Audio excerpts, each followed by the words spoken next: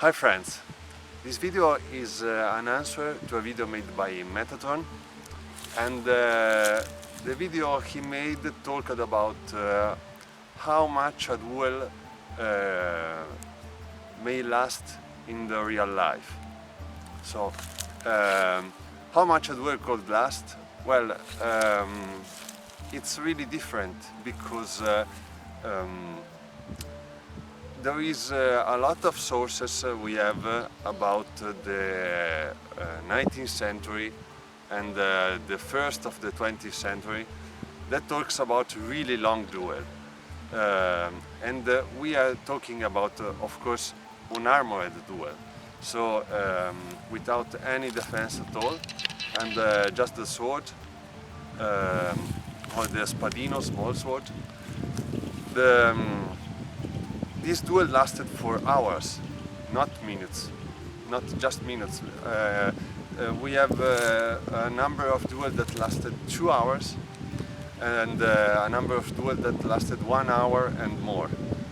So we can say that the duel lasted just a few seconds, because it can happen that a duel can last just seconds, and this case is mostly the case where both the fencers are not experienced, and is also the case where both fencers die.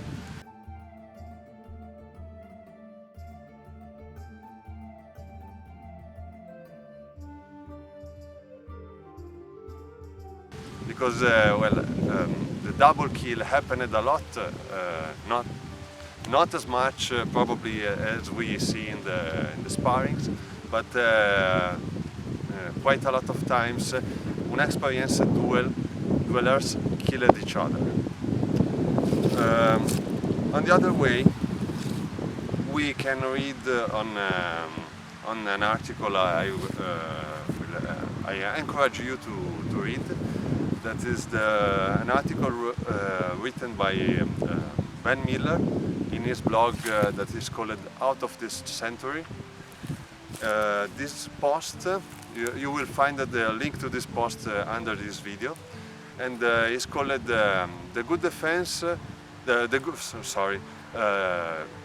good offense is a good defense. Really? This seems to be not really connected with what I am saying in this video, but in fact is really connected. This is because sometimes inexperienced people tend to don't see another option that to attack the opponent.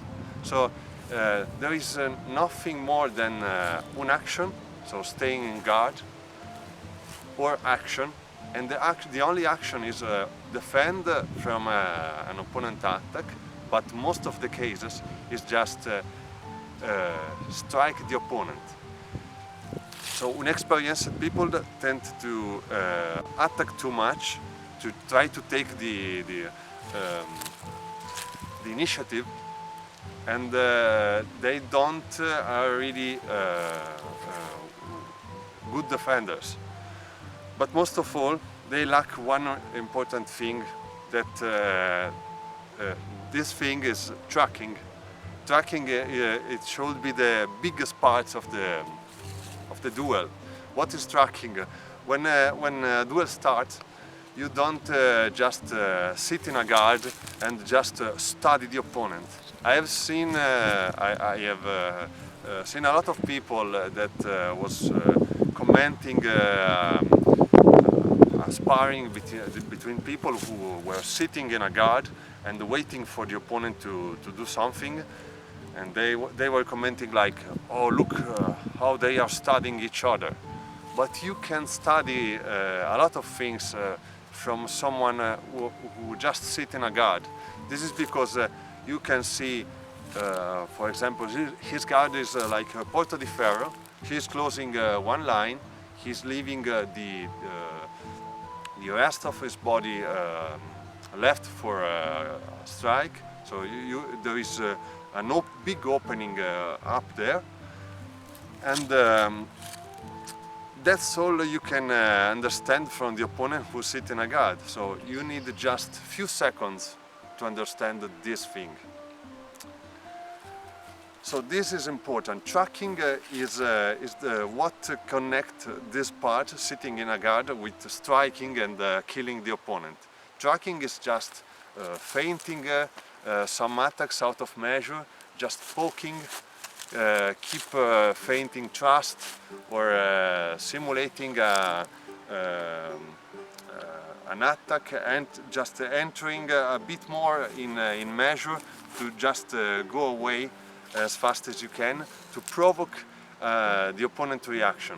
So you can programming the opponent, you can understand what the opponent to do if I just go a little farther from this place, what the opponent do if I strike my thrust, and you can understand what his reaction are, what he have conditioned, and by this you can understand what you have to do to counter his normal reactions. Okay, this is the most important thing I wanted to say to you. This is the part that most of the times lack in our training, in our fencing, and this is because, for example, Metatron said that you can see actual sparring that don't last more than a few exchanges, and he said a good thing, in fact, because he took some proof that he analyzed, and he said a duel can't last as much, much more than a few seconds, because we can see only sparring that lasts not a lot more than a few exchanges, so few seconds. On the other way, I will put another link down there, which is a sparring that happened between Maestro Francesco Lodà, sorry, and Maestro Bomprezzi, which is a really nice one. It is a sparring that have only one one boat, so there is only one hit during the more than 3 minutes, and you can see how much tracking they have taken before they had strike even only one attack. And this is really important because we can see excellence, and we can see really good fencer, really good masters facing each other and really studying each other. So this is the second proof I want to show you. The last thing I wanted to tell you is another thing that Metatron said in his video, which is probably armored duels lasted more than unarmored duels. That's we are not sure of this.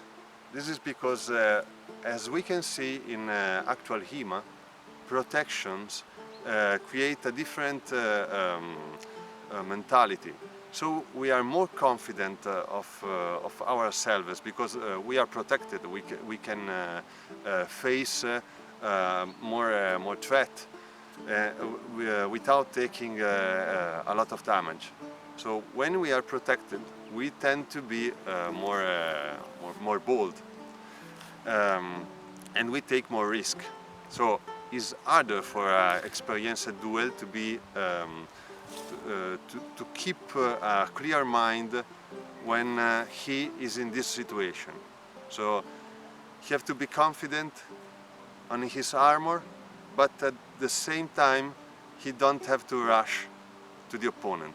So we have not, I don't know sources about how a duel in armor lasted, but I can say that sometimes can be the opposite of this. So armored can influence your mind state and you rush in the fight, and on the opposite, unarmored fighting make you fear the outcome of the fight and probably the duel lasts more, because you need more tracking. You can't do something too fast, because the risk of a double hit is too dangerous.